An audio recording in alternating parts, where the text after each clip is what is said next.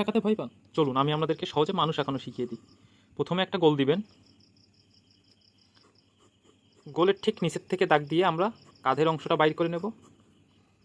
এবার এই অংশটা আমরা জুড়ে দেব। এইখান থেকে ঠিক যতটুকু আছে ততটুকু মাপ নিয়ে আমরা একটা অংশ আগে বাইর করে নেব।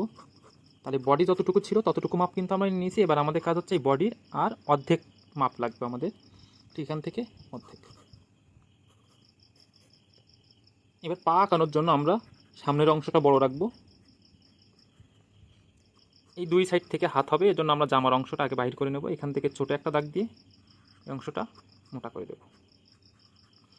এইখান থেকে আমরা দাগ টেনে দুইটা হাতের ব্যালেন্স যাতে একই সমান থাকে সেজন্য আমরা দাগটা টেনে নেব।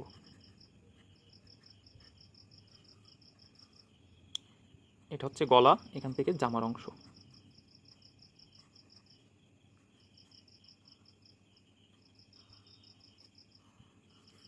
এই যে দেখেন, আমরা কিন্তু একদম সহজেই মানুষ আঁকা শিখে গেলাম। ভিডিওটা ভালো লাগলে কিন্তু ফলো করতে ভুলবেন না। ধন্যবাদ সবাইকে।